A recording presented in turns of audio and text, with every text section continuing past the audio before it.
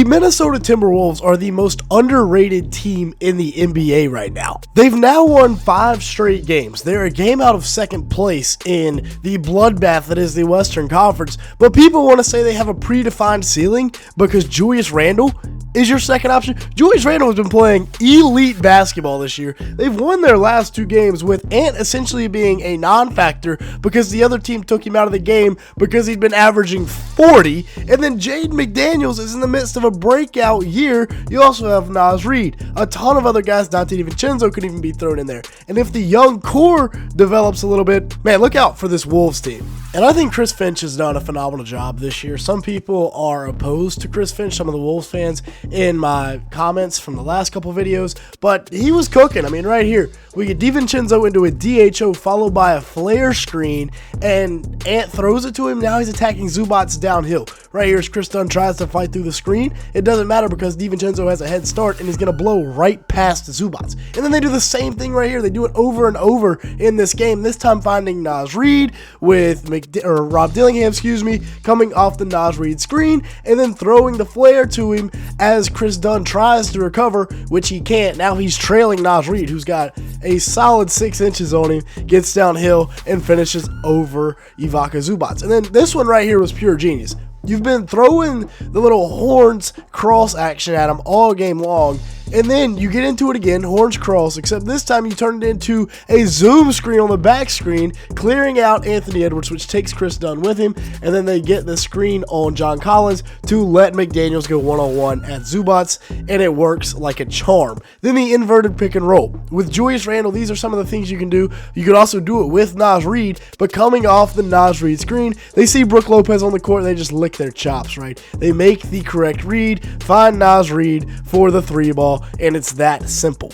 As for Anthony Edwards, like I said in the intro, he really hasn't had much of an impact on the last couple of games scoring-wise. He had 15.6 rebounds, 4 assists, was 3 of 11 from the field, really was just getting to the free throw line and scoring. He did have a couple of buckets like this one right here with the step back, but he was involved passing the ball and did have a solid defensive game. Right here, as you can see, he draws 3 guys, kicks to Naz Reid, who attacks the closeout, and then finds Dante DiVincenzo for the wide open 3. And Ant so far is only averaging 4 assists per game while seeing more doubles, whereas he averaged 4.6 last year, but he's still very unselfish, finding Naz Reid here for the go-ahead bucket with 13 seconds left. And like I said, he's been seeing doubles like it's nobody's business, and that's because from November the 21st to December the 2nd, he was going nuclear, 38 points per game on 56% shooting from the field and 48% from 3. However, he's kind of slowed it down over his last couple where he's only shooting 35% from the field.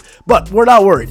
The Wolves showing they can win without Ant going out and dropping 40 just proves how good they really are and how deep they really are, because they got 3 or 4 other guys that can take over a game when necessary. The first being Julius Randle. And I mean, last night against the Clippers, with them going no help off Ant, it became the Julius Randle show. Just get him the ball, get out of the way, and he's going to go get buckets. 24 points, 6 assists, 3 rebounds, 2 turnovers in 33 minutes, and he was just ISOing everybody, right? ISO Julius Randle hoops in the big 2025, and it's working. Going right at Chris Dunn, then going right at Bogdanovic. Couple spins, couple pivots, gets the fadeaway to go. And this is perfect because when they take away Ant, you can't take away both. You got to pick your poison. Right here, this is a nice little entry for Chris Finch drawing this one up here as Julius Randle just goes right to the wide open spot. Dillingham feeds him, clears out, and it's just a quick spin and a dunk. It's that easy. And then against Kawhi Leonard, he's just going to size him up and knock down the 3-ball over the top of him. Getting downhill, finding Naz Reid in the inverted pick and roll like we looked at earlier. Julius Randle is playing the best basketball of his career right now, and it's not particularly close. As for Jaden McDaniels, the same can be said. After a 27-point performance with 2 boards and 2 assists on 10 of 13 shooting from the field, was 3 of 3 from beyond the arc, and he was aggressive last night, which was the big difference from his other games this year and then last night where he goes out and drops nearly 30. That was a really tough finish right there. And then coming off the pick, James Harden doesn't go over. So he's just going to knock it down. Remember, he is 6'11 with a 7-foot wingspan. So when he decides to be a scorer, he's very tough to stop. Going right at Kawhi Leonard right here. Pivoting in the lane. Gets the fadeaway to go. That's a tough bucket. And then out on transition, running with Julius Randle and gets the dunk to go. He's averaging a career high 16 points per game this year through about 22 games, 4.7 rebounds, 2.5 assists, shooting 54% from the field and 49% from three. It is a career year in pretty much every scoring category, including field goal percentage and three-point percentage. I mean, just pulling up on the break. Since when does Jaden McDaniels do that? But he's shooting 49% from three, so I'm cool with it. On 3.4 attempts. Last year, he shot 33% from three on 3.7 attempts. But the Wolves this year are 10-3 when he scores 14 or more points, and they're 9-3 when he hits 2 or more threes. That is the X factor. When Jaden McDaniels plays good, the Wolves win. When he doesn't, it gets a little dicey. If you've made it this far in the video, hit the like button, hit that subscribe button. As you can see here, 93% of the people that watch these videos are not subscribed. And now let's go ahead and get into the Naz Reid section of this video, because this man is so unique.